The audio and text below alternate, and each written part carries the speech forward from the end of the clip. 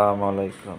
আজকে আমি আরেকটা নতুন অভিজ্ঞতা শেয়ার করতে যাচ্ছি। যারা আসলে ইন্ডিয়া যেতে চান, উম ওদের ক্ষেত্রে বলি আসলে টোটালটা ডিপেন্ড করে কাস্টম অফিসাররা আসলে কি প্রবলেম করে।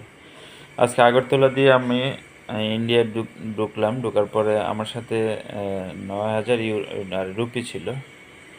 না, রুপি নাকি নেওয়া যাবে না ওদের রুলস অ্যান্ড রেগুলেশন অনুপাতে। আমার ৯,০০০ রুপি তারা সিজ করে ফেলবে এরকম থ্রেট ট্রেট দিয়ে আমার থেকে ১৫০০ রুপি রেখে দিল।